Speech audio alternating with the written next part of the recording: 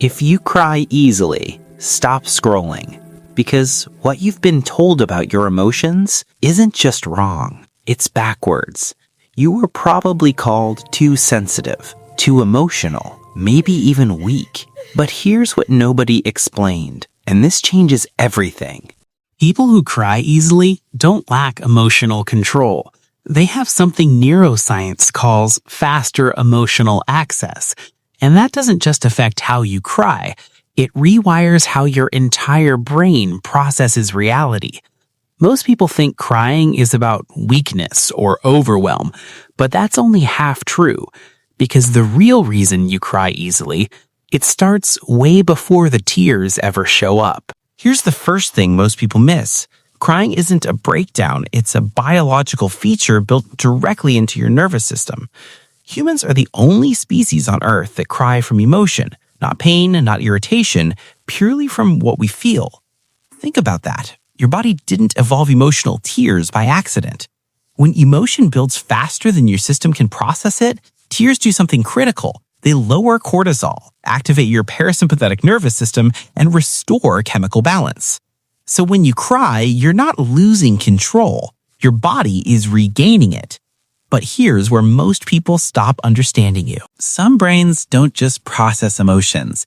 They process them faster and deeper than others. That means you feel things before you can name them, before logic catches up, before the words even form. This isn't immaturity, it's neurological sensitivity. Your brain has what researchers call a highly reactive limbic system, the part that detects emotional signals in your environment. Tone of voice, micro-expressions, silence that feels heavy. You don't guess how someone feels. Your nervous system picks it up automatically, like a radar you didn't install and can't turn off. That's why movies hit you harder, why arguments feel like they're happening to your body, why someone else's pain doesn't just register, it moves through you. You're not absorbing emotion because you're fragile. You're absorbing it because your empathy circuits are running at full capacity. And empathy isn't softness, it's data.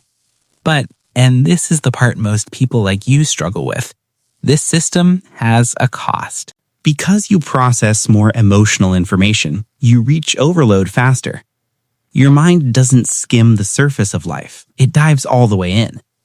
That's why you replay conversations in your head, why you pause before answering, why you need silence to recover after social interaction. People call this overthinking, but it's not overthinking, it's deep processing. While other people react on autopilot, your brain is simultaneously evaluating meaning, emotional subtext, and long-term consequence. That takes energy, a lot of it. And when that energy runs out, tears don't show up as a collapse. They show up as a reset button. Your nervous system is clearing the backlog.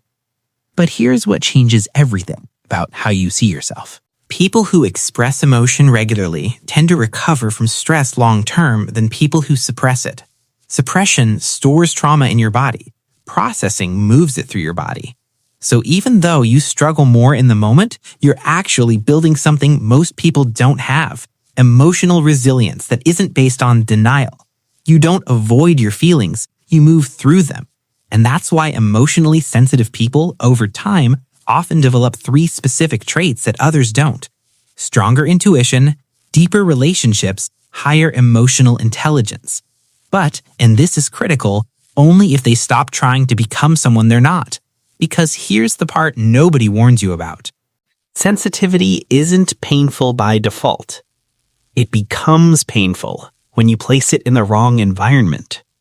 Fast-paced, emotionally dismissive spaces drain you, not because you're weak, but because your system is working overtime just to survive. You're like someone with perfect pitch, trying to focus in a room full of off-key instruments. It's not that you can't handle sound, it's that you're hearing too much of it, all at once, with no filter. But give that same person the right acoustic environment, suddenly they're not overwhelmed, they're brilliant. The same applies to you. Give yourself emotional safety, clear boundaries, time to recover, and watch what happens. Your clarity improves, your insight sharpens, your creativity expands. You don't need thicker skin. You need better conditions. And this is the distinction most people, even therapists, get wrong. So, if you've ever asked yourself, why can't I just be tougher? Here's the real question. What if the world doesn't need you tougher? What if it needs you aware? Your tears aren't a malfunction. They're proof that your nervous system is still responsive in a world that's increasingly numb.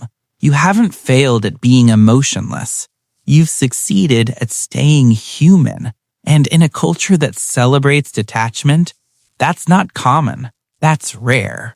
But here's the honest part most people won't tell you.